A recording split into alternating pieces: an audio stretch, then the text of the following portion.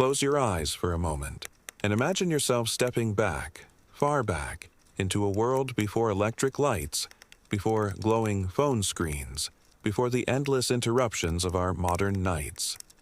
Imagine a time when the darkness of evening was deep, heavy, and almost absolute. This was the world of medieval Europe, a world where night fell slowly, gently, and yet firmly.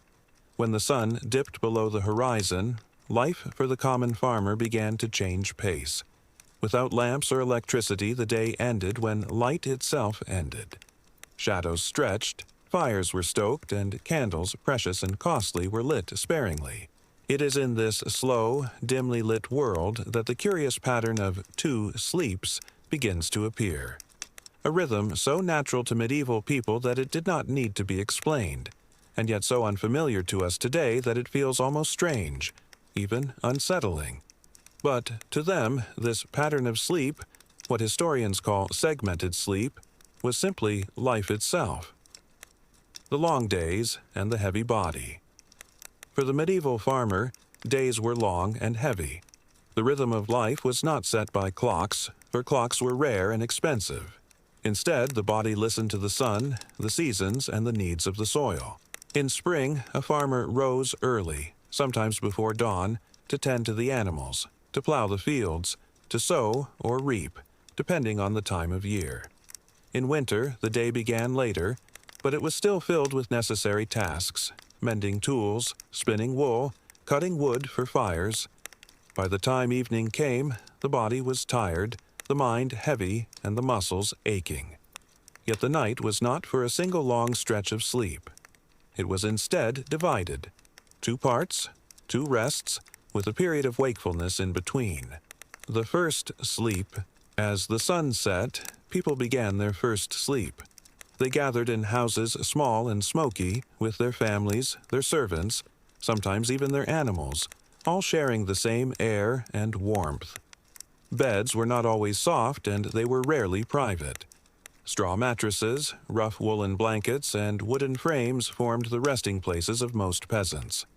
Nobles, of course, had more elaborate furnishings, but even in castles, the deep darkness of night pressed down with the same weight. The first sleep would often begin only a short while after dusk. People lay down in the warmth of firelight, letting the heaviness of the day give way to rest. This first sleep usually lasted for a few hours, perhaps until midnight. It was a deep sleep, restorative, often filled with dreams. The night's awakening. But here lies the curious detail. After this first sleep, people did not simply roll over and continue. Instead, they woke up. Not suddenly, not with alarm, but slowly, naturally, as if the body itself knew that the night was not meant to be passed in one unbroken stretch. In this middle period, lasting an hour, sometimes 2, sometimes longer, medieval men and women rose from their beds. They stoked the fires. They prayed quietly. They whispered to their children. They tended to animals if needed. Some even stepped outside, into the cold and silent air, to look at the moon or to fetch water from the well. It was not considered strange, not considered unusual. It was the normal order of things. A forgotten habit. To us, it may seem unsettling. Why would anyone break the night into 2? But to them, this was as natural as breathing. The body adapted to the rhythm of the sun and the lack of artificial light. Historians, studying diaries, letters, and medical texts, have found countless references to the first sleep and the second sleep. Doctors of the time even wrote prescriptions that included these terms, advising when certain medicines should be taken, between the sleeps in the quiet hours of night. It was so ingrained that no one thought to explain it. Only much later, when modern industrial life reshaped time itself, did the memory of 2 sleeps begin to fade, almost vanishing from our collective memory. The weight of darkness. To understand why, we must return again to the weight of darkness. In the medieval countryside, when the sun set, the night was heavy. Moonlight came and went, depending on the phase. Stars were bright, but they did not push back the shadows. Only fire, only flame, only candlelight could resist the dark, and these were costly, fragile, and never lasting through the long hours. So people lived with darkness, not against it. Their sleep followed its rhythm. The body, given to fatigue, fell into the first sleep, then awoke in the middle night when silence ruled, when the world was quiet, and when thoughts came easily. The household at Rest picture, the farmhouse. The walls are of wattle and daub, the roof of thatch. Inside, the hearth glows faintly, casting soft light. The family lies close together, perhaps with children at their parents' feet, perhaps with animals in the same room for warmth. The first sleep has passed. A man stirs, then his wife, then perhaps the children. There is little noise, only the crackle of embers and the shifting of straw in the mattress. Someone rises to tend the fire, placing another log upon it, watching sparks leap into the smoky air. Someone else kneels for prayer, murmuring softly, thanking God for the day past, asking protection for the day to come. There is no hurry. The night is long. The hours between sleeps are unmeasured. A rhythm of work and prayer. For farmers, these waking hours were not wasted. They might mend tools, spin wool, or prepare food for the next day. Husbands and wives might speak quietly, sharing thoughts too often silenced by the noise of daylight work. Parents might soothe restless children. The church also shaped this rhythm. Monks prayed at set hours through the night, and bells sometimes rang even in towns and villages, reminding people that prayer was proper between the sleeps. Midnight became not only the turning point of the night, but also a sacred time, a time of reflection.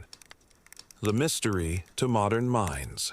For us, used to the steady glow of electric light, the very idea of waking in the middle of the night feels strange, even unhealthy.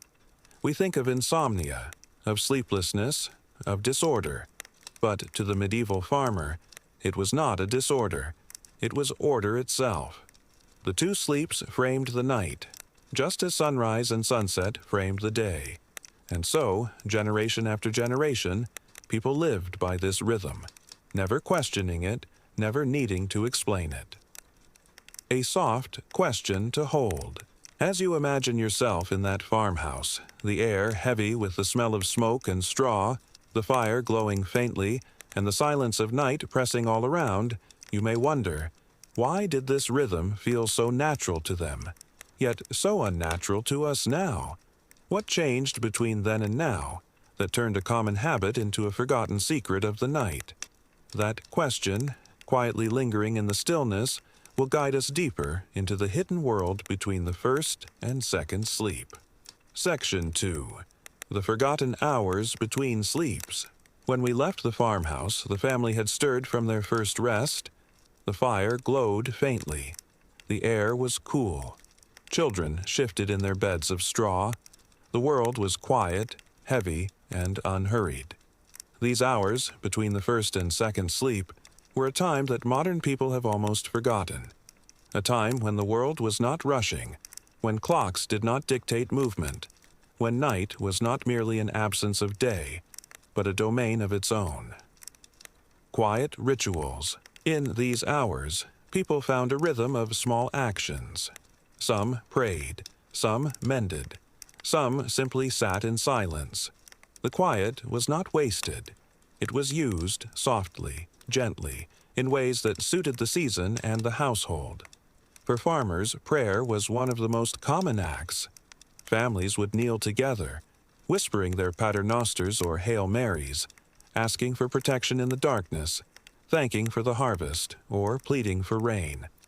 These prayers were not loud. They were not elaborate. They were murmured softly, often while watching the flames curl in the hearth. But prayer was not the only ritual. Some turned to reading, if they were among the rare literate few. They might take up a psalter, a collection of psalms, or a devotional book, squinting in the candlelight, careful not to waste too much wax. Others used the time for intimate reflection. Diaries from later centuries, when segmented sleep was still remembered, speak of men and women waking to write letters, to note dreams, or simply to sit and think. Work in the stillness. The stillness of midnight was also useful for small household tasks. Wool could be spun at the wheel, tools could be repaired, a knife sharpened, a wooden handle mended, a basket retied. These tasks, so ordinary, were easier to do in the calm of night than in the bustle of day. No plowing, no sowing, no scything could be done in darkness, but the quiet lent itself to the little labors that kept life moving forward. Women especially used these hours for preparation. Bread might be set to rise, dough kneaded in the dim light. A pot of porridge might be readied, to be placed upon the fire at dawn. Clothing could be patched, seams stitched, holes darned. These labors, boring and endless, were easier to complete when the world outside was hushed. Conversations in the dark. Between first and second sleep, people also spoke with one another. Husbands and wives, often separated during the labor of the day, might use the time to whisper, to share thoughts, to plan for the week, or simply to be together. Parents sometimes told stories to their children. Not tales of grand adventure, but simple ones. Of seasons past, of ancestors, of how to tend a cow or mend a fence. These conversations, soft and ordinary, wove families together in ways we might overlook. The hours between sleeps were also a time for intimacy.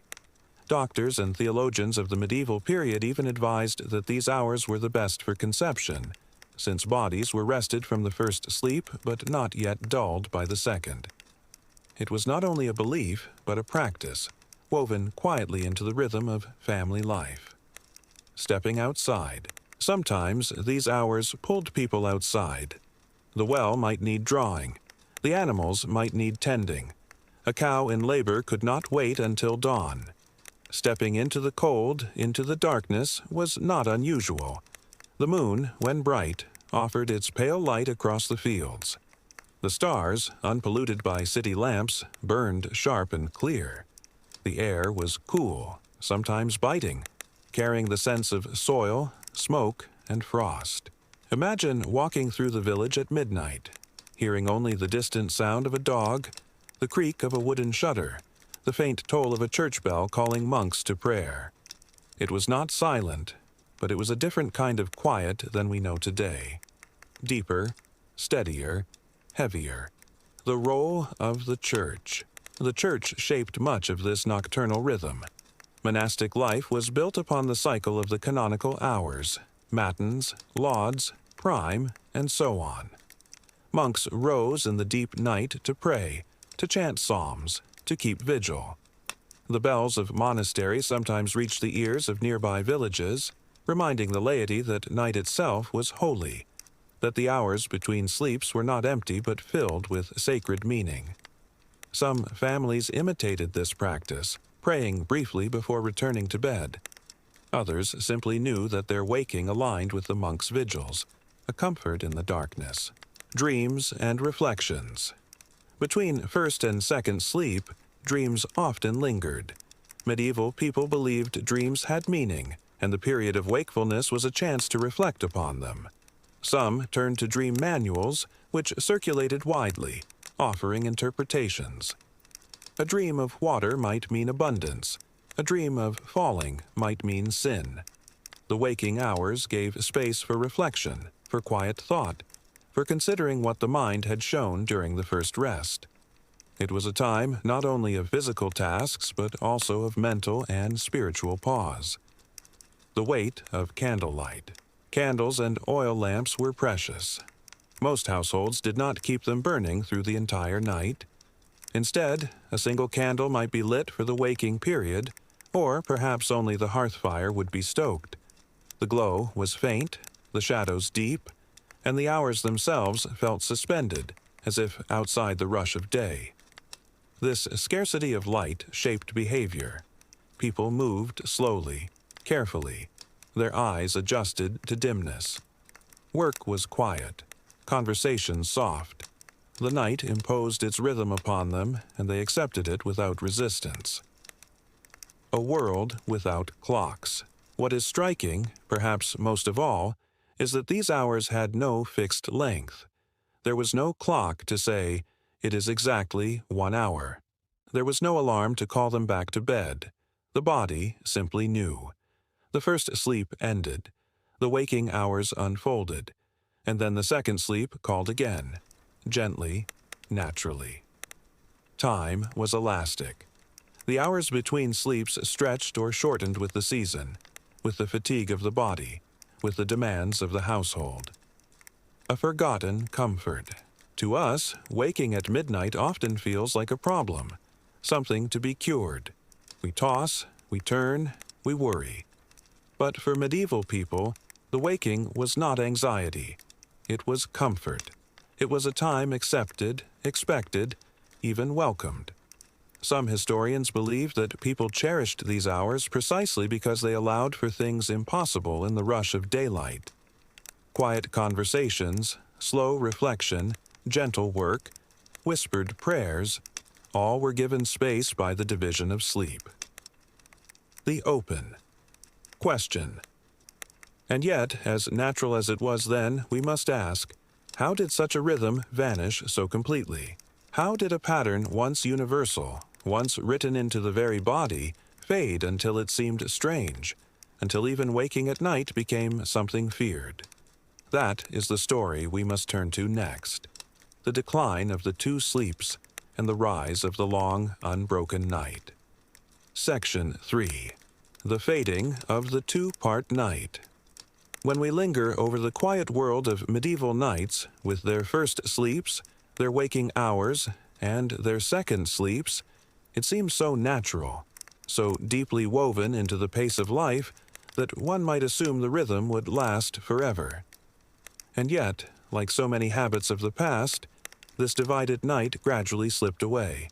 It faded slowly, almost silently, so that in time people forgot that it had ever existed. The change did not come suddenly. It did not arrive with a proclamation, nor with a single invention.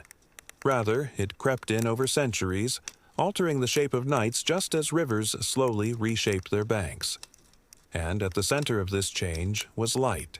Artificial light, faint though it was at first, began to stretch the evening hours.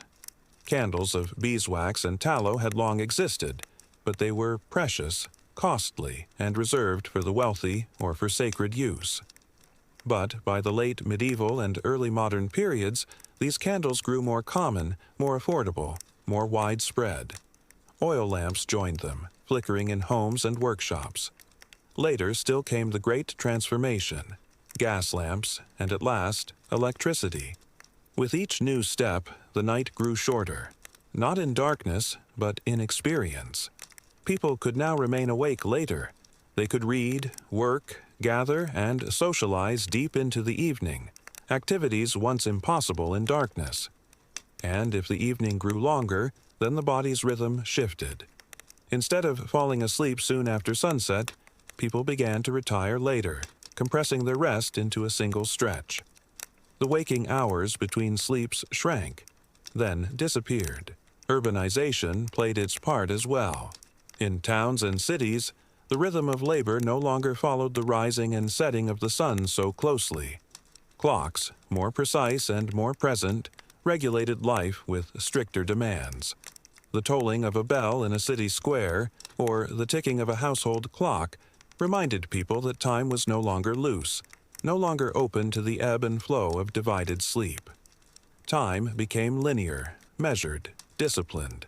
The rise of industry in the 18th and 19th centuries hastened this transformation. Factories demanded punctuality.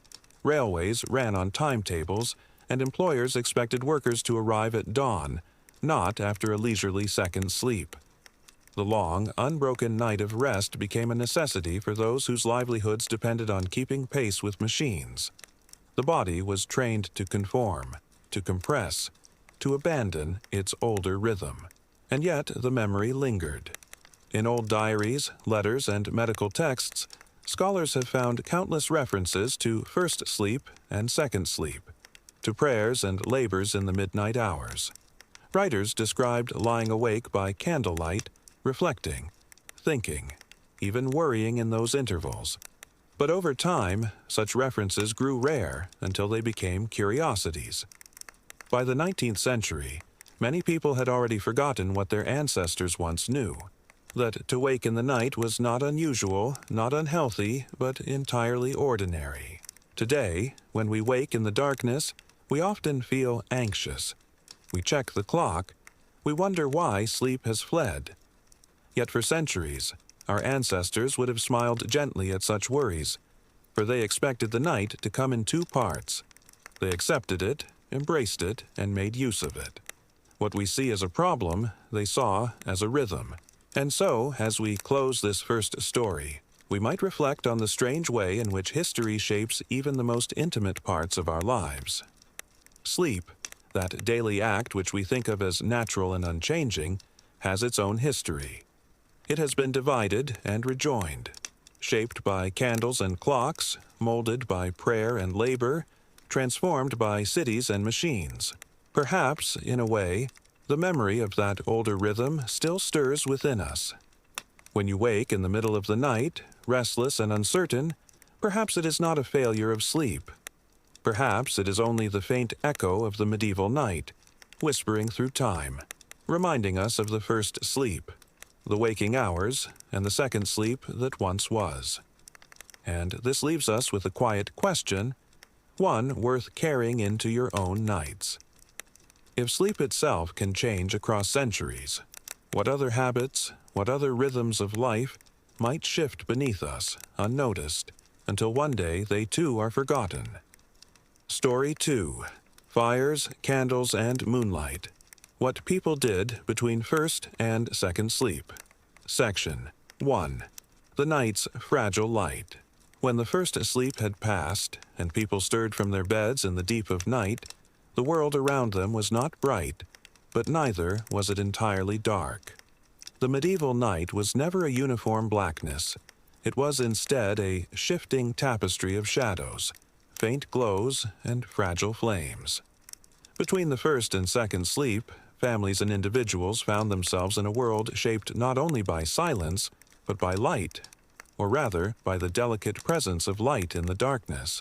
The fire in the hearth was the first and most faithful companion. For peasants who lived in timber-framed cottages with simple thatched roofs, the fire was rarely allowed to go out completely. It provided warmth against the chill, protection against damp air, and a steady reassurance in an uncertain night. When people awoke from their first sleep, one of the first actions was often to stir the embers. Ashes would be pushed aside, a log carefully laid, a breath blown to awaken the fading glow.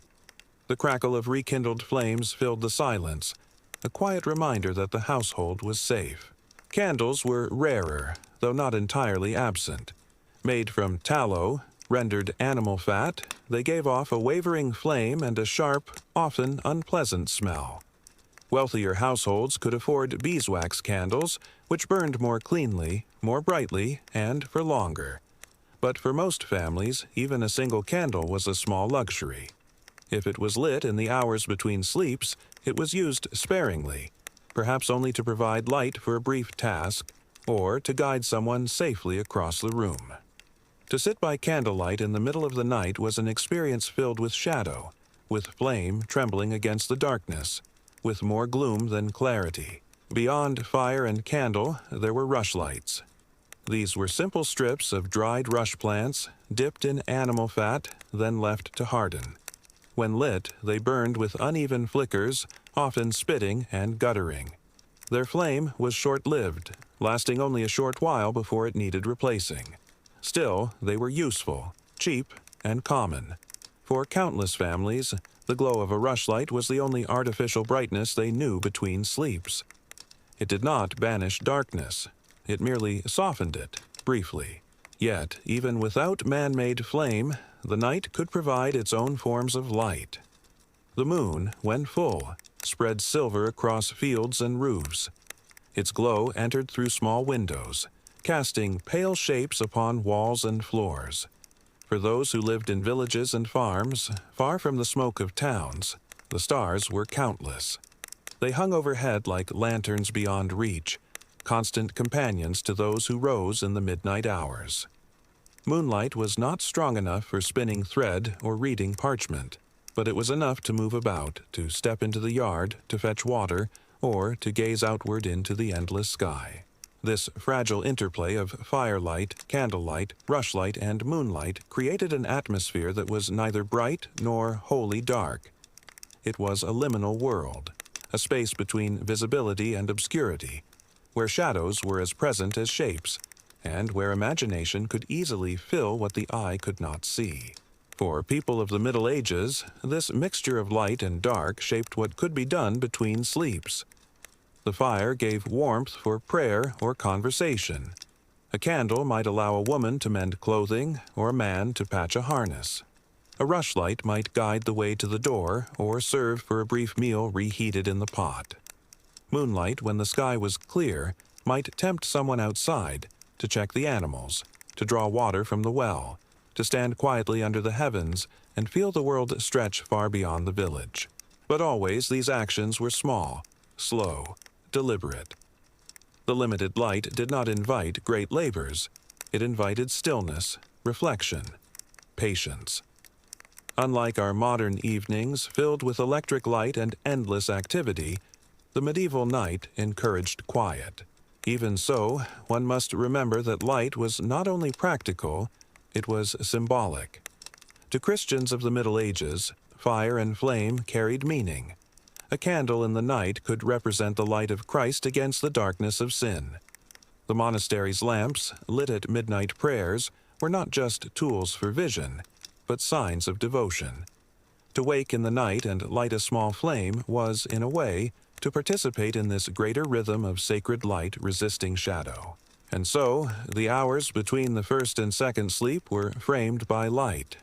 Fragile, flickering, fleeting light. It was never enough to erase the night, never enough to turn darkness into day. But it was enough to guide, enough to comfort, enough to make those hours their own. Still, as you imagine the embers glowing, the candle guttering, the moonlight slipping through a small wooden shutter, a question begins to stir. How exactly did people use this fragile light? What did they choose to do with these brief hours, when the world was neither fully asleep nor fully awake? Section 2. The Quiet Hours of Human Activity. Picture again the small medieval home. The fire has been coaxed back into life, glowing faintly. A rushlight has been set upright in a simple holder, its flame sputtering with the faint scent of fat. Outside, the moon rides high, laying silver on thatched roofs and frost-tipped fields. The family has stirred from their first sleep. Some rise fully, others remain half-curled on straw beds, but all are awake, moving gently in the slow current of night. What did they do in these quiet hours? The most common act was prayer. Across Europe, the Church structured daily life, and the hours between sleeps seemed suited to devotion. Monks and nuns followed the strict schedule of the divine office. At midnight, bells rang through cloisters, calling them to matins or vigils. Their chants, echoing in cold stone, lifted words heavenward at a time when most of the world lay still. Ordinary villagers, though less bound to these rules, often imitated them. A whispered Pater Noster, an Ave Maria, a few lines from a psalter if one could read. These filled the space with rhythm and meaning. The night became a sacred interval, where darkness itself reminded people of the soul's need for light. But prayer was not the only use of the hours. Conversation often unfolded in whispers. Families, who by day were scattered in fields, workshops, or markets, found themselves gathered closely around the hearth. In this half-darkness, they spoke more softly, perhaps more openly. Parents discussed plans for planting or harvesting. Spouses talked about money owed, about tasks to be done, about children to be raised. The night provided a pause, a time outside of daytime labor, when words could flow without the press of other duties. For couples, the midnight hours were also moments of intimacy. Physicians of the time even recommended it. Medical thought, rooted in humoral theory, suggested that the body was better balanced after the first sleep, making the interval between sleeps a natural moment for conception. Though such ideas might seem strange to us today, they shaped behavior in subtle ways. In countless cottages, these quiet hours helped shape the very generations that followed. Small labors, too, filled the gap. A woman might sit by the embers to mend clothing, her needle glinting faintly in the firelight. Thread was precious, and nothing could be wasted. A man might patch a leather strap, sharpen a tool, or smooth wood with a small knife. These were not great labors of the day, but simple, necessary tasks suited to stillness. The light was dim, the body was heavy with sleep, but these little works passed the time until rest returned. Others turned to food. The first sleep left many with a small hunger. It was not uncommon to drink ale, warmed slightly at the hearth, or to sip a thin broth left in the pot. In wealthier homes, bread might be sliced or cheese cut and shared quietly among the household. It was not a meal in the sense of dinner or supper, but rather a comfort, a way to mark the waking hours with warmth. And yet, the hours between sleeps were not always so peaceful. The night held its own anxieties. Rising at midnight brought awareness of sounds outside, the creak of timber in the wind, the rustle of animals in the barn, the distant cry of wolves. Some stirred only to check that doors were bolted, shutters closed, animals safe. Fear of fire, too, lingered. A single spark from the hearth could consume a thatched roof in minutes. Many used the waking hours to ensure that flames were contained, embers kept within bounds. Safety was never far from mind. There were also those who saw the night as dangerous in other ways. Folklore and superstition gave weight to the darkness. Witches, it was said, moved at night. Spirits might wander. To wake between sleeps was to be aware of the invisible, the uncertain. Not everyone prayed or worked. Some simply waited, anxious until the comfort of second sleep returned. Still, across households, monasteries, and villages, the activities of these hours reflected a slow, deliberate pace. Nothing was hurried. Nothing was wasted. The night gave people time to tend to the soul, to speak with family, to care for tools, to share bread, to guard against danger. Time itself seemed softer, stretched out in this quiet interval, and one cannot help but wonder, if these hours were so deeply woven into daily life, how did they shape the people who lived them? Did the rhythm of waking and sleeping make them more patient, more reflective, more accepting of the night's uncertainties? Did the shared awareness of these hours bind communities more closely together? Or did the fears and superstitions of darkness give these intervals their own kind of weight? The questions linger, even as the fire burns low and the household begins to tire again. Soon, second sleep will come. But before it arrives, we must pause with another thought. What did these hours mean for those of higher status, for nobles, priests, and rulers? Did their use of the night differ from that of peasants? Section 3. From Flickering Flames to Vanished Hours.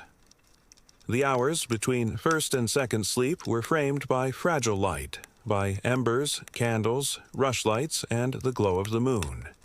They were hours filled with prayer, quiet conversation, simple labors, and occasional fears. And yet, for all their ordinariness in medieval life, these hours have nearly vanished from memory. Why? The story of their fading is also the story of light itself. When candles became cheaper, when oil lamps improved, and when artificial light slowly expanded human activity, the hours between sleeps began to change. The later the evening stretched, the less time there was for waking in the middle of the night. And when the 18th and 19th centuries brought new sources of brightness, first gas, then electricity, the very shape of the night was altered. What had once been a natural rhythm, divided into two, compressed into one long stretch. Industrial society hastened this shift. Factory bells and railway timetables demanded punctual mornings. Workers could not afford to rise at midnight and drift back into sleep. They needed solid, unbroken rest to meet the rigid hours of labor. What had once been ordinary, the ember tending, the whispered prayers, the quiet meals, became strange. Waking in the night was no longer a shared rhythm but a private disruption. And yet, faint traces remain. Even today, many people wake in the middle of the night, often for an hour or more. We call it insomnia. We worry. We check the clock. But historians, reading diaries and letters from centuries past, remind us that this is not new. Our ancestors would not have found it unusual. They would have smiled, stirred the fire, whispered a prayer or taken a sip of ale, and waited calmly for second sleep to return. This gentle reminder can change how we see ourselves. The body, in its wisdom, still remembers rhythms older than electricity, older than factories, older than clocks. To wake at night may not be a failing.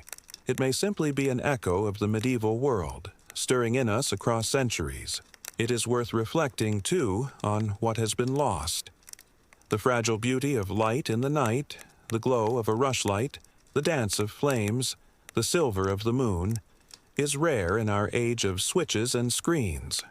Where once the hours between sleeps offered silence and stillness, today we fill them with brightness, with noise, with constant activity. Perhaps this has made us more restless, not less.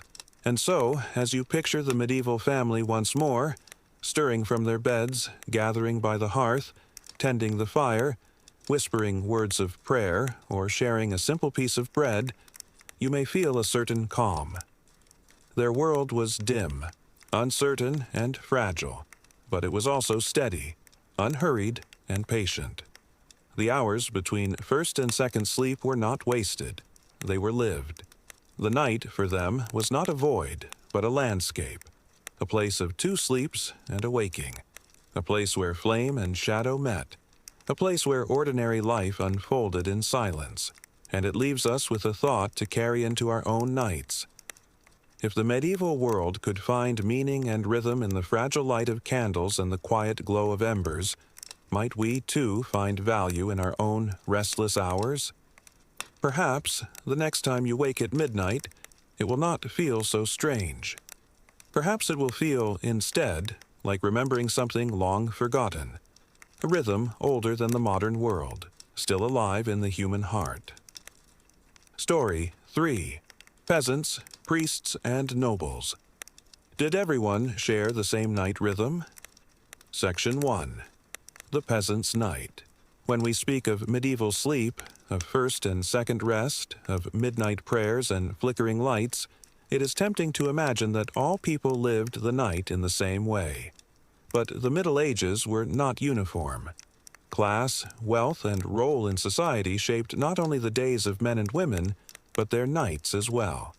To understand divided sleep, we must step quietly into different households: the cottage of the peasant, the cloister of the priest, the hall of the noble, and see how the rhythm of the night touched each in turn. Let us begin with the peasant. The peasant's home was simple, often built of wattle and daub, wooden frames packed with mud and straw. Its roof was thatched, its windows small, sometimes no more than shutters of wood. Inside, the floor might be packed earth. There was usually only one room, serving as kitchen, bedroom, and living space all at once. The family slept together, close to one another, close to the fire, sometimes even sharing the space with animals for warmth. Privacy was rare, comfort was scarce, but life was steady, familiar, and shaped by necessity. For the peasant, sleep was not a luxury but a rhythm bound to labor. Days began at dawn, filled with work in the fields, tending crops, caring for animals, repairing tools. When darkness fell, there was little reason to stay awake. Firewood was precious, candles costly, and work demanded rest. And so, peasants often lay down soon after the sun sank. The first sleep carried them deep, heavy with fatigue. When they woke in the night, between first and second sleep, their activities were simple and practical. Embers were stirred, doors were checked, sometimes bread was eaten, sometimes ale was sipped, sometimes children were comforted. If there was light enough, a mother might mend clothing, or a father might carve wood. But often the family simply talked quietly, perhaps prayed, perhaps planned for the coming day. The hours were used, but gently, without haste. Superstition weighed heavily on peasant nights. Waking at midnight was not only natural, it was also seen as a time when the invisible world pressed close. Spirits might walk, witches might stir, demons might tempt. The peasant family huddled near the fire, trusting in prayers, in charms, in the simple safety of togetherness. In these moments, the fire's glow was not only warmth but protection, a fragile defense against the vast unknown outside. And yet, there was also calm. The peasant accepted the rhythm of 2 sleeps as ordinary, unquestioned. Their bodies, guided by the rising and setting of the sun, fell easily into this pattern. The night was long, divided, and filled with pauses, but it suited their lives. It suited the slow pace of seasons, the heavy labor of fields, the constant presence of the church. To wake and return to sleep was as natural to them as planting in spring or harvesting in autumn. Still, as we sit with the peasant family in their dim cottage, another thought arises. Was this rhythm the same for the priest, whose life was bound to prayer? Was it the same for the noble, who slept on feather beds behind stone walls? Or did their nights, too, take on shapes of their own? Section 2. The Priest's and Monk's Night. When we move from the humble cottage of the peasant to the cloistered walls of the monastery, the rhythm of the night takes on a different sound. Here, sleep was not simply a response to fatigue. It was measured, ordered, shaped by prayer, and punctuated by the ringing of bells. In monasteries across medieval Europe, time was kept not by clocks, but by the liturgy. The night was divided into hours of devotion, known as the canonical hours. At the heart of these hours was matins, or later called vigils, the great night prayer. This service was often held deep in the dark of night, between first and second sleep, long before dawn. It was a time when monks would rise from their beds, put on their habits, and gather in the cold, echoing church to chant psalms and recite prayers. The effect on their sleep was profound. Monks could not sink into one long rest as peasants did. Their sleep was broken deliberately, by duty, by devotion. First sleep was short, sometimes only 3 or 4 hours. Then the bell called, and the community rose. They gathered in silence, their footsteps soft on stone floors, their breath visible in the chill air. Candles flickered, chants rose, and the hours of the night slipped away. After prayers, some monks returned to their cells for a second sleep. Others, especially in stricter orders, remained awake, using the quiet hours for reading, copying manuscripts, or private meditation. In Benedictine monasteries, the rhythm was more balanced, with rules encouraging both prayer and rest. In Cistercian houses, discipline was harsher, and the night allowed little indulgence in comfort. In every case, though, the divided sleep of the monk was no accident. It was built into the fabric of religious life, a reminder that even in rest one must remain watchful, alert, devoted. The priest in the village shared something of this rhythm, though in simpler form. Parish priests, unlike monks, did not always rise for matins in the same way, but they too often prayed in the night, reciting offices or reading scripture when they woke. Their sleep was interrupted, shaped by both duty and the needs of their flock. A knock at the door in the middle of the night might call them to a deathbed, to anoint a dying soul, to pray with the grieving. For them, the hours between first and second sleep were both spiritual and practical. The Church, after all, viewed the night as a time when the soul was especially vulnerable. Dreams could be messages, temptations, or warnings. Midnight prayers were seen as powerful, a way to guard against darkness both real and spiritual. For the priest, as for the monk, to be awake in these hours was not unusual. It was part of the rhythm of their vocation. This made the priest's night quite different from that of the peasant. The peasant woke by instinct. by the body's natural rhythm. The priest woke by choice, by habit, by devotion. Both, however, experienced the night as divided. Both knew the stillness that lies between two sleeps. Yet for the priest, those hours carried a weight of responsibility, of spiritual labor. And so, the question begins to widen. If peasants used the night to rest from toil, and priests used it for prayer and duty, what of the noble? Did the rhythm of castles and manor houses follow the same pattern? Did wealth and status alter the shape of sleep?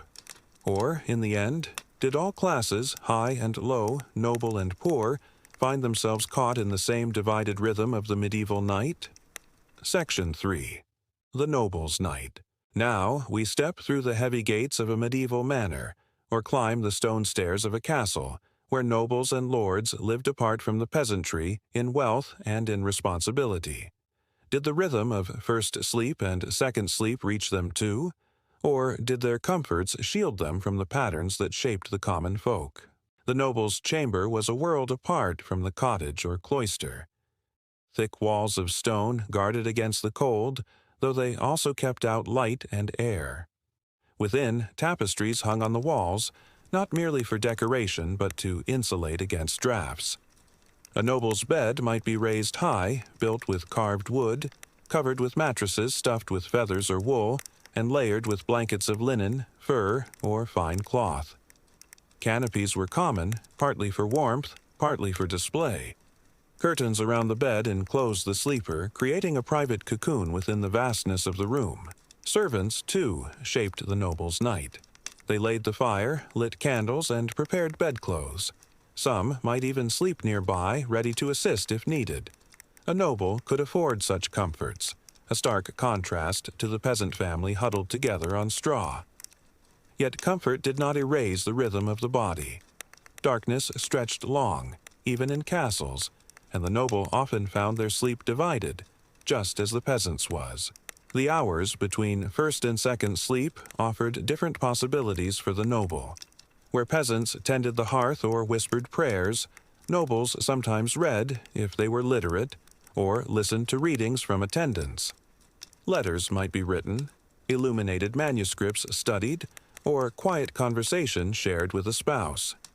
For some, these hours provided moments of intimacy, both emotional and physical, hidden behind the curtains of the great bed. But wealth also brought anxieties.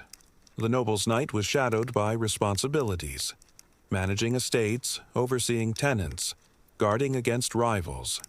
Castles might be secure, yet they were also targets, and the fear of raids or betrayal lingered.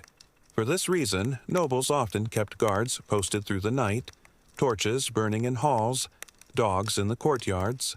A restless lord might rise in the middle of the night to walk the battlements, just as a restless peasant stirred the fire. In this, despite the gulf of status, the rhythm of the night connected them. The church also touched noble knights. Like peasants and priests, nobles lived under the influence of religious teaching.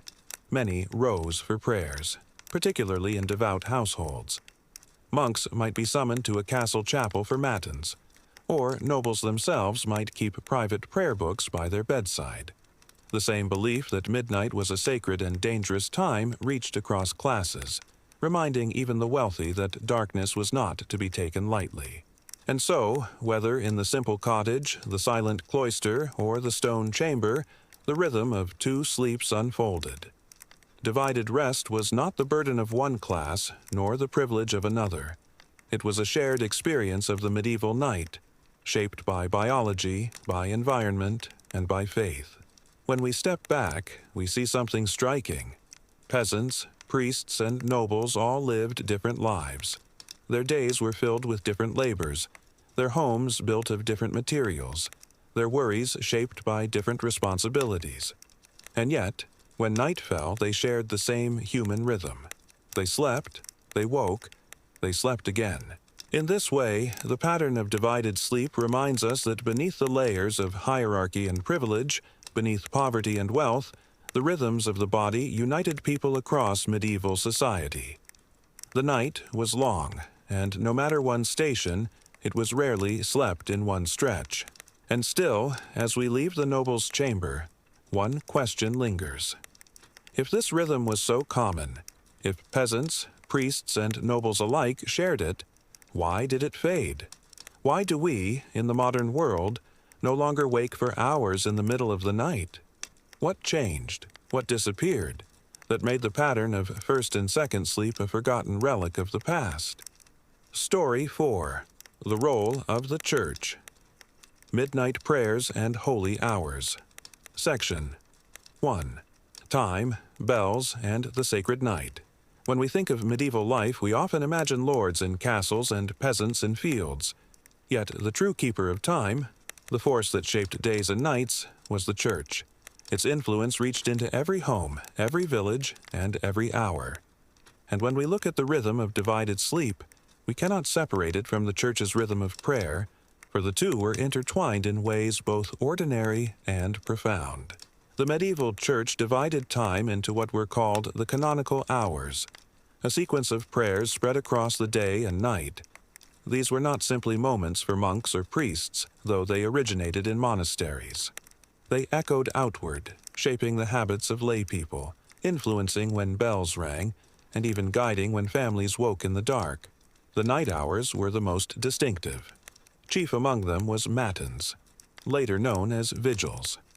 It was a service held in the middle of the night, often beginning just after midnight, sometimes lasting for hours. Monks rose from their beds, left their cells, and gathered in the great stone church of their monastery. There, by candlelight, they chanted psalms, read scripture, and prayed. The sound of their voices, rising and falling in slow rhythm, filled the silence of the night. The purpose was spiritual vigilance.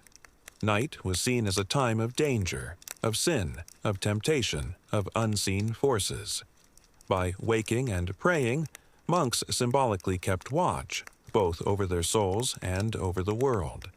They imitated the watchfulness of Christ in the Garden of Gethsemane, staying awake when others slept. In doing so, they made the night sacred. Outside the cloister, these prayers were not unheard. Bells rang, their sound carrying across fields and villages. Even peasants lying in their cottages might hear the distant tones, faint yet clear, reminding them of the church's presence. For some, the bells were a comfort. For others, they were a rhythm, marking time even in darkness. And for many, they aligned uncannily with the natural waking between first and second sleep. The priest in a village, too, might keep watch. Though parish clergy did not always rise for long offices like monks, they often prayed in the quiet of the night. The belief that midnight was spiritually charged was common. To pray in those hours was to strengthen oneself against unseen dangers. Families, too, whispered short prayers when they stirred in the dark, words passed down from habit, from teaching, from fear. The church's shaping of night went beyond prayer. Festivals, fasts, and holy days adjusted sleeping and waking. During Lent, for example, night vigils became more frequent, with added devotions that cut into rest.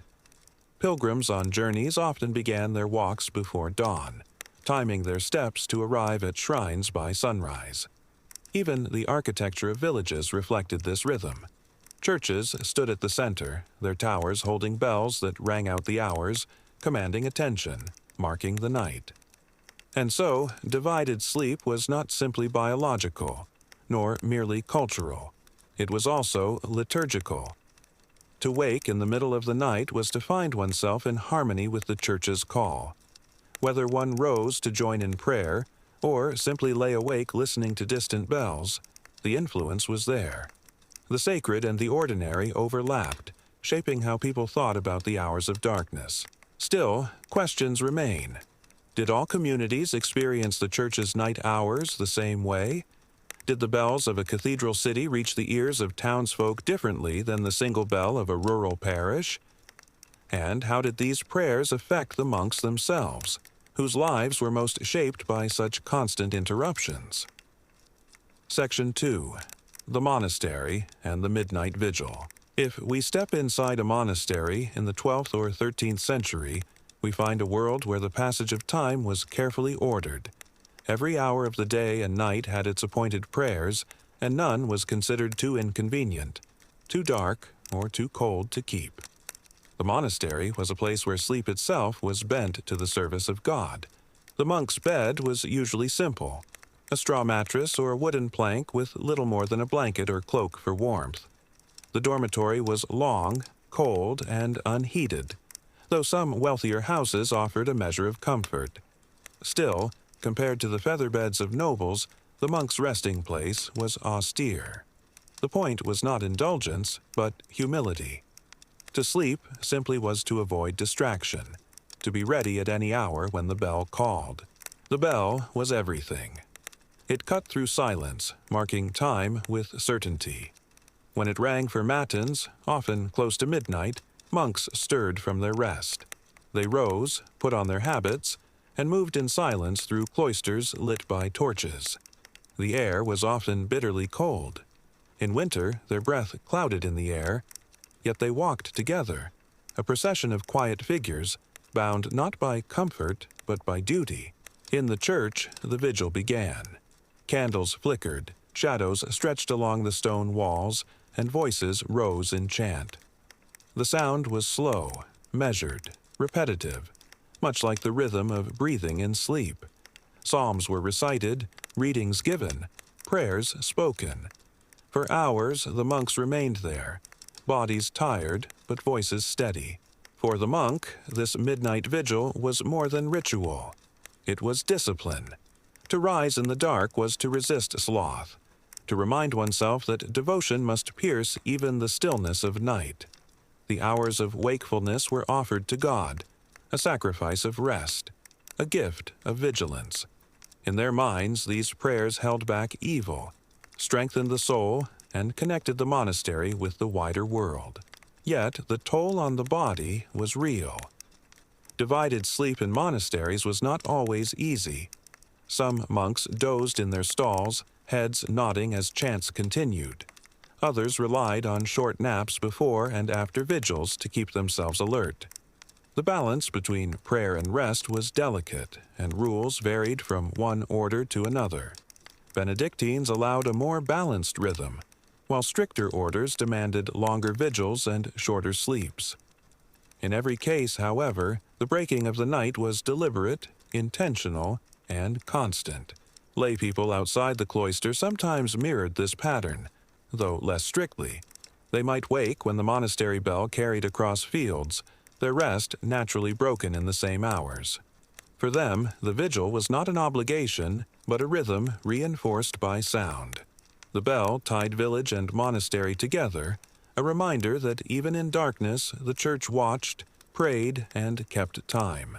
To modern ears, this might sound exhausting, but for medieval monks, it was their life's calling. The midnight hour was holy, a time set apart when heaven and earth seemed closer. To give up rest was to gain closeness to God, to join angels in their eternal praise. And so the practice endured, shaping not only the monk's night but the wider culture of sleep itself. Yet, as we leave the monastery chapel, one question lingers. What did this pattern mean for ordinary families who could not devote hours of the night to prayer? Did the church's midnight watch transform their habits, or did it remain the special duty of the cloister? Section 3. The Village and the Wider Night. And when we step back from the monastery walls and return to the village, the bells of the church still ring in our ears. For the ordinary man and woman, those bells were not distant curiosities. They were part of life, part of the rhythm of the village, part of the way time itself was felt and measured. And in the still hours of the night, when families stirred between first and second sleep, those bells sometimes became companions. Imagine a peasant household. The fire is low, the children huddle under rough blankets, and outside the wind moves through the trees. In the middle of the night, perhaps just after midnight, a bell sounds from the parish church or from a nearby monastery. Its voice carries softly, across fields and thatched roofs, echoing in the stillness. For the family lying awake, the sound is not startling, but familiar. It is a reminder of prayer, of duty, of the Church's watchfulness. Many families, when awake in these hours, whispered short prayers of their own. They did not chant long psalms like monks, but they might cross themselves, or murmur a Pater Noster, or give thanks for safety in the dark. Others took comfort simply in hearing the bell, believing that the monks' prayers covered the whole community. The night was dangerous, but not abandoned. Somewhere, someone was awake, holding vigil. The Church also wove the midnight hours into festivals and practices that touched everyone. On Christmas Eve, for instance, midnight masses were held, drawing whole villages into the church in the middle of the night. At Easter, vigils before dawn shaped the rhythm of celebration. Pilgrimages often began in darkness, with travelers walking by starlight, guided by bells and prayers. These customs reinforce the sense that night was not only for sleep, but also for sacred activity. For villagers, then, divided sleep was not just a matter of biology. It was reinforced by sound, by custom, by the gentle insistence of the Church. The natural waking of the body in the middle of the night found meaning in the prayers of the clergy.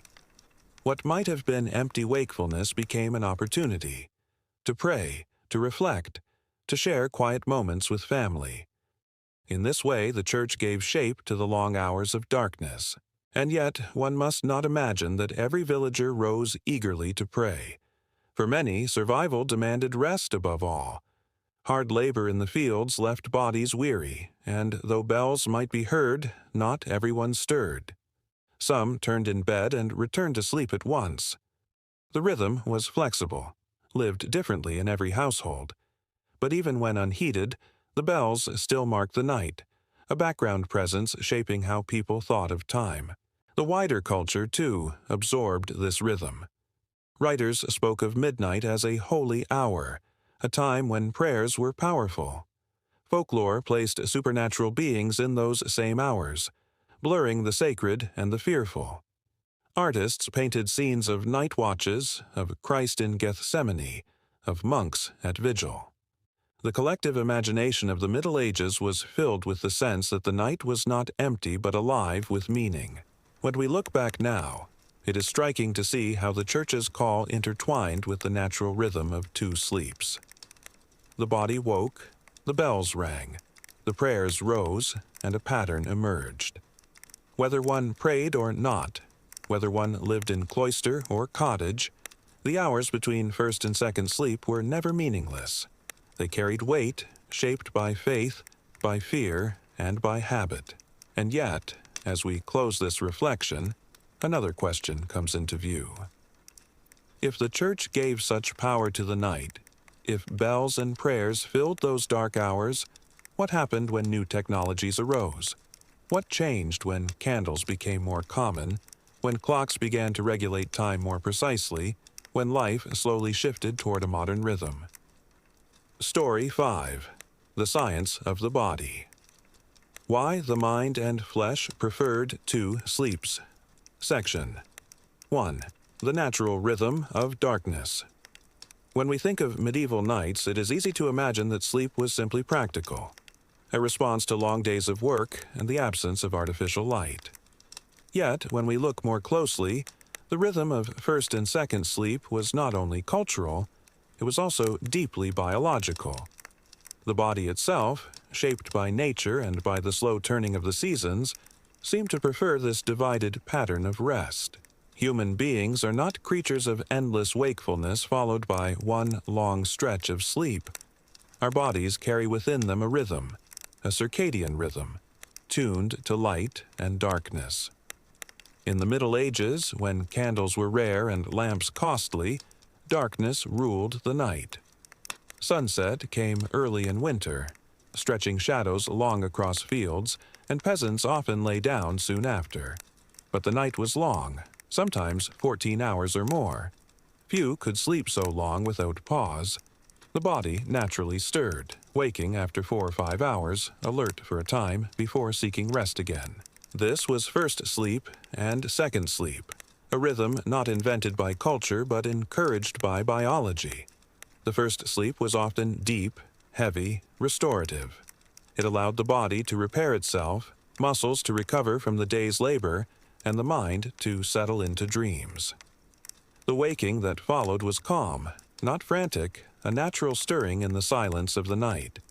The second sleep that followed was lighter, filled with dreams, and often ended near dawn, when roosters crowed and the village stirred once more. The body's chemistry supported this pattern. Studies of people placed in conditions without artificial light, experiments done in the modern world, have shown that after some time, they begin to fall into divided sleep. They sleep for a few hours, wake naturally, spend an interval in quiet wakefulness, and then sleep again until morning. In this, modern science has confirmed what medieval life already knew. The human body does not resist two sleeps. It welcomes them. In the interval between sleeps, something gentle happens in the brain. Hormones shift.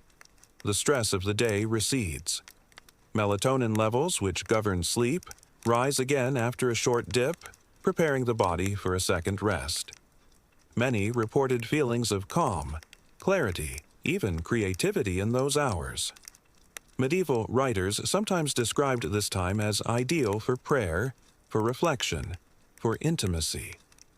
The body was awake, but not restless. The mind was alert, but not anxious. It was a state uniquely suited to the stillness of night. Dreams, too, played their part. The second sleep was especially rich with them. Medieval texts sometimes mention dreams seen after midnight, considered meaningful or even prophetic. People believed that visions in the early morning carried weight, while those before midnight did not. Whether true or not, the connection between divided sleep and dreaming was deeply felt. The long pause in the night gave space for the mind to wander, to imagine, to build stories in sleep. The body, then, was not resisting divided sleep, but embracing it. The darkness of the medieval world, the absence of bright artificial light, allowed natural rhythms to unfold. Families did not question why they woke. They accepted it because it felt normal, because it was normal. Yet this understanding leads us to a quiet question. If the body so naturally fell into two sleeps, why did this rhythm vanish in the modern age? What shifted? In light, in labor, in timekeeping? That moved us from two rests to one. Section 2. Dreams, Thoughts, and the Quiet Interval. When the first sleep faded and the household stirred in the darkness, something curious happened. The body was awake, but the world was still. Outside, the fields lay silent. The village streets were empty. Only the stars moved slowly across the sky. It was in this quiet that the mind found space, a kind of gentle clarity that is rarely felt in the rush of day.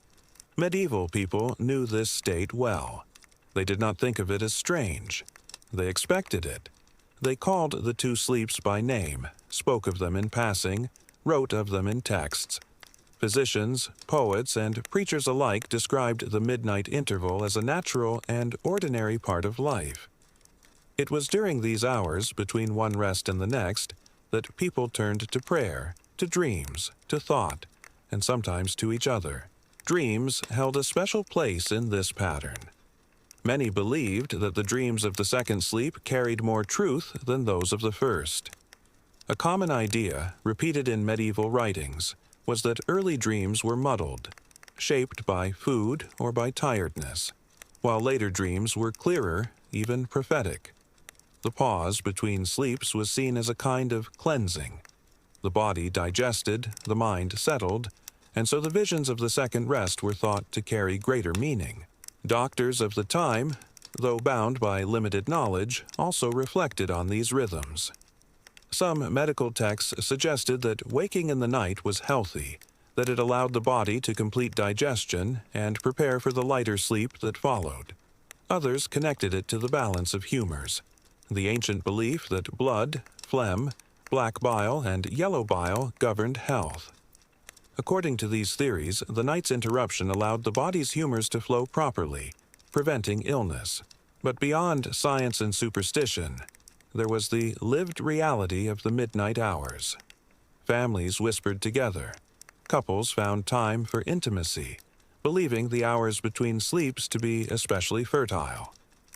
Parents comforted restless children, tended fires, or checked the doors. Neighbors might even visit one another, using the wakeful hours for quiet talk. These moments were practical, but they were also social. The night was not empty. It was alive with small acts of living. For some, the interval brought stillness for prayer. The church encouraged this, teaching that midnight was a holy hour, when demons prowled and angels guarded. A peasant lying awake might murmur the Lord's Prayer. A priest, stirred from bed, might read psalms. A monk, of course, was already in the chapel, chanting in rhythm with the bells. In every case, the night's wakefulness was given meaning, framed not as interruption, but as opportunity. The clarity of these hours left its mark on history. Letters, poems, and even some early scientific observations were said to have been composed in the quiet between sleeps. The stillness gave the mind a rare freedom, uncluttered by noise, unhurried by daylight. Thoughts wandered, but gently. Ideas formed, but slowly. It was a kind of waking dream, neither fully alert nor fully asleep. And yet, when the body grew heavy once more, the second sleep arrived. Softer than the first, filled with dreams, it carried people toward morning. The rooster crowed, the light crept in, and another day began. The cycle continued, steady as the seasons, unremarkable because it was so familiar. Still, one must pause and wonder. If this rhythm was so natural, so deeply tied to body and mind, why do we no longer follow it? Why does modern life press us into one unbroken stretch, dismissing the gentle interval that once shaped nights for centuries? Section 3. The fading of the rhythm. For centuries, the body and the night seemed to agree. Sleep came in two gentle acts, with a pause in between. Farmers rose and slept again. Priests prayed in chapels and families whispered by the hearth. This rhythm of first sleep and second sleep was so ordinary that few questioned it. Yet, slowly, across the span of generations, the pattern began to dissolve. The change did not happen in a single moment. It did not arrive like a storm, sudden and overwhelming. Instead, it crept in quietly, almost unnoticed at first, carried by small inventions and subtle shifts in daily life. One of the earliest was light. Not the sun, but the light made by human hands. For most of medieval history, light came only from flame. Candles, torches, or oil lamps offered a flicker of brightness, but they were costly. Few peasants wasted tallow when it could be saved for work or for trade. Firewood had to be gathered, oil pressed, beeswax carefully stored. The night remained mostly dark, and so people accepted the natural rhythm of waking and resting. But as towns grew and commerce expanded, candles became cheaper and oil more available. The wealthy especially extended their evenings. They dined later, talked longer, and entertained guests well past dusk. The poor, too, gradually stretched their days when they could afford the glow of a lamp. What had once been the quiet hours between sleeps began to fill with noise, laughter, and business.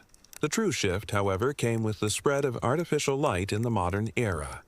When lamps fueled by whale oil, coal gas, and later electricity lit the streets, the balance between day and night changed forever. Darkness no longer commanded rest. Shops stayed open. Work continued into the late hours. People pushed sleep into one continuous block as the night itself seemed to shrink. The old pause between first and second sleep began to fade. Another force pulled on the rhythm as well: labor. In medieval villages, work followed the sun. The fields set the pace, and so did the animals. But as industries rose, clocks replaced the rooster, and factories demanded long, rigid hours. The worker who rose before dawn to report to a mill could not afford 2 sleeps. A single stretch of rest became more efficient, more useful for those bound to the schedule of machines. Religion, too, played a role. While monks continued their vigils, Ordinary parishioners were no longer urged so strongly to break their nights for prayer. The Reformation in particular stripped away many practices tied to sacred hours. The long midnight vigils, once considered holy, lost their place in the lives of common believers. Slowly, the spiritual meaning of the night diminished, and yet the body remembered. Even as society pressed people into one sleep, traces of the old rhythm remained. Many found themselves waking in the night, restless for an hour or two. Physicians in the 17th and 18th centuries still described the two sleeps, though increasingly as a curiosity rather than a norm. By the 19th century, the practice was often mentioned only in reference to the old days. Historians and scientists now look back with fascination. Some suggest that our tendency to wake at night, to lie restless before drifting back, is nothing unnatural at all. It may be the body echoing its medieval past, still tuned to the rhythm of two sleeps, even as the modern world insists on one. And so, as you drift in your own night, it is worth reflecting. Is the waking moment in darkness truly a problem, or is it a quiet inheritance? Perhaps, in those still minutes, when the world is silent and time feels slower, you are touching the same rhythm that guided countless generations before you. The rhythm that the body once knew, and perhaps, deep down, still remembers. Story 6. Forgotten Hours. How Broken Sleep Shaped Work and Worship Section. 1. The Quiet Labors of the Night. When we imagine medieval life, we often picture the daylight hours. Farmers guiding plows, women tending fires, merchants at their stalls, children running in fields. Yet much of life unfolded not in the sunlit day, but in the quiet spaces of the night. For many families, the hours between first sleep and second sleep were not empty. They were filled with small labors, with whispered prayers, and with tasks so ordinary that they rarely found their way into chronicles or records. But they mattered. They shaped the rhythm of work and the rhythm of worship. In the village, after the first sleep had ended, some members of the household would stir. The fire, left to smolder, needed attention. A few logs might be added, or embers coaxed back to life. Bread dough, left to rise through the first sleep, was sometimes needed in the quiet, ready to bake at dawn. A mother might rise to nurse an infant or to prepare a simple broth. A father might slip outside to check the animals, to ensure that a cow had not wandered or that wolves had not prowled too near. The fields themselves rested, but they demanded watchfulness. In some regions, peasants took turns guarding crops, especially near harvest, when the temptation for thieves was greatest. It was not common, yet it happened enough that certain village rules acknowledged it. The duty to keep watch in darkness, while others slept again.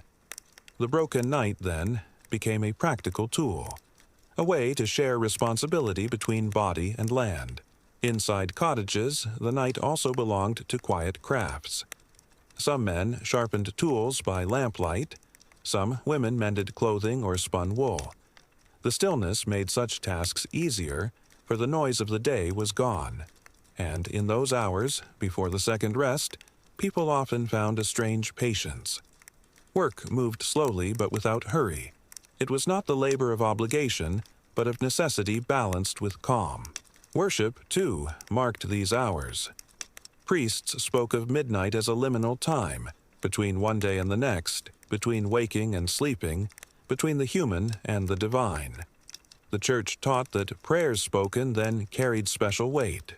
And so, while monks in cloisters chanted their offices, lay people in their homes whispered their own words.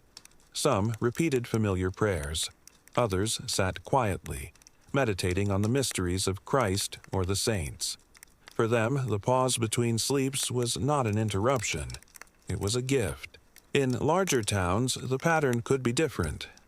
Bakers, for example, often began their work not at dawn, but in these in-between hours. They lit their ovens, prepared their loaves, and filled the air with the smell of bread long before the sun appeared. Without this labor, the morning markets would have been bare. The rhythm of broken sleep was in many ways the hidden rhythm of economy. Even households of wealth and power followed the custom. Servants might rise in the dark to tend lamps, refill basins, or prepare chambers.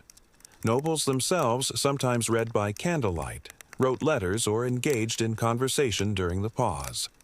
Some records mention that kings, lords, and even queens would use the interval for counsel or planning, believing the stillness of the night sharpened thought. And always there was the lingering sense of watchfulness. In a world without locked doors as we know them, without steady walls of stone or iron, the night carried risks. To wake in the dark was, in part, to protect, to guard family, home, and land from the unknown. The forgotten hours, then, were not wasted. They were woven into the fabric of medieval life, balancing toil and devotion, caution and calm. But this leads to a question. If the interval was so useful, so deeply tied to survival and to faith, what happened when new forces began to press upon it? Did the labors and prayers of the night bend, or did they vanish entirely with the coming of new times? Section 2. Prayer, Community, and the Sacred Night. When the first sleep ended and the darkness lingered, medieval people often turned not just to work, but also to worship. For them, the stillness of the night was never empty. It was a time both practical and spiritual, a time that carried weight in the order of life. The pause between sleeps was not only for tending fire or mending tools, but for seeking something higher, something beyond the reach of ordinary daylight. The Church gave form to this rhythm. Monastic life, especially, was built around the hours of prayer, and one of the most significant was matins. The service held deep in the night, often near midnight or the early morning. Bells rang through cloisters, and monks, wrapped in simple habits, rose from their wooden beds. By the flicker of candles, they processed into the chapel, chanting psalms that echoed against stone walls. The world outside was silent, but within the monastery, voices lifted, steady and low, filling the dark with sacred sound. This practice was not confined to cloisters alone. Parish priests also woke at night, expected to offer prayers for their flock.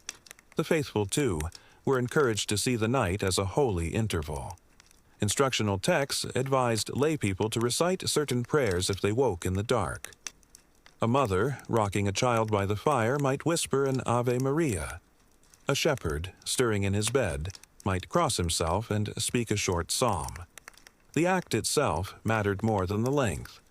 To pray in the night was to join a wider rhythm, linking the home to the monastery, the village to the heavens. The night also gave space for confession of thought.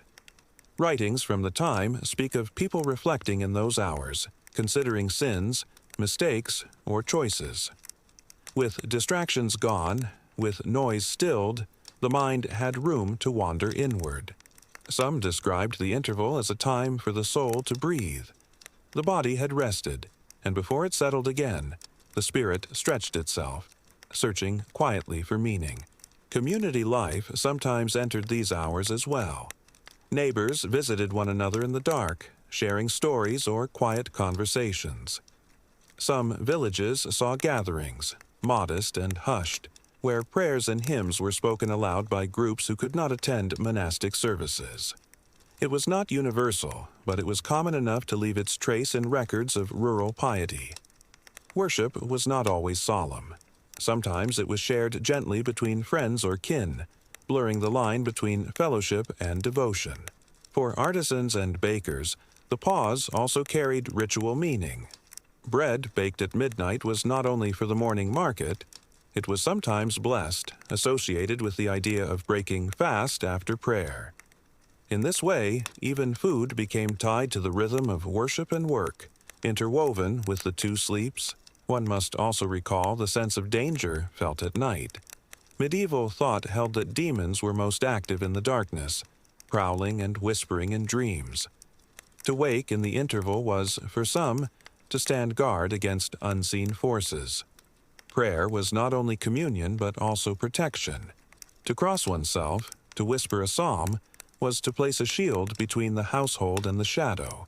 The forgotten hours, then, were sacred as much as they were practical. To work was to sustain life. To pray was to sustain the soul. In both acts, people filled the interval with meaning. The two sleeps were not simply about rest, they were about order. Order of labor, order of worship, order of existence itself.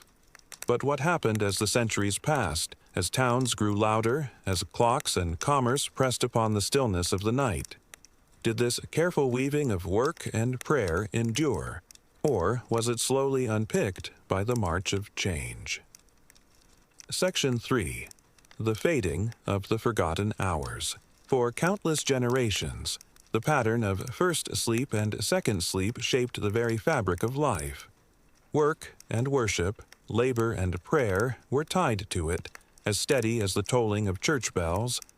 But just as rivers shift course and seasons change, so too did this rhythm of the night begin to fade. What was once ordinary became unusual. What was once expected became forgotten. The earliest changes came quietly. As villages grew into towns and towns into cities, the night itself became less silent. Taverns stayed open later. Markets pressed into the evening. Candles and oil lamps grew cheaper, so homes could burn light for longer hours. What had once been a sacred or practical pause in the middle of the night slowly transformed into extended wakefulness before one long sleep. The division blurred. The forgotten hours began to lose their place.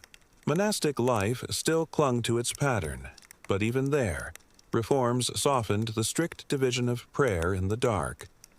Laypeople no longer felt the same pressure to wake for prayers between sleeps. The Reformation across Europe hastened this change, stripping away rituals tied to sacred hours. For many, midnight prayer was no longer framed as a duty but as a relic of the past. The rise of industry delivered the final blow. Clocks, once rare, became common in towns. Factories demanded labor in shifts, sometimes stretching through the night, sometimes requiring a rigid day's work that left little room for waking twice. Efficiency became the measure of time. Sleep was pressed into one unbroken block, not for health, but for productivity. The body's natural rhythm was bent to the needs of machines. Artificial light deepened the shift. With the spread of gas lamps and later electricity, darkness lost its command. Streets glowed at night. Shops stayed open late. The quiet stillness of the interval, once filled with prayer, small tasks, and watchful silence, was drowned in a flood of brightness. For the first time, humans truly controlled night. And in doing so, they broke away from the ancient rhythm of two sleeps. Yet, even in the modern age, the body remembers. Some people still wake in the middle of the night, lying awake for an hour before drifting back to sleep. Many see it as insomnia, a fault to be fixed. But historians and scientists remind us, it may be nothing more than the echo of a forgotten pattern, the shadow of first and second sleep. The body does not forget so easily, and so, when you wake in the quiet hours, when the house is still and the world is hushed, you are sharing in something very old. You're standing in the same silence that medieval villagers once filled with whispered prayers, that bakers filled with the shaping of bread, that monks filled with chant. You are not alone in the dark. You are part of a rhythm that guided centuries of life. The forgotten hours shaped work and worship, bound together by necessity and faith. And though they have slipped from daily habit, they remain in memory, in old writings, and perhaps even in the stirrings of your own body at night. The two sleeps may be gone, but their traces remain. A reminder that the past lingers quietly within us, even when we do not notice. The rhythm is not lost. It rests quietly in the shadows of history, and perhaps in the quiet of your own waking moments.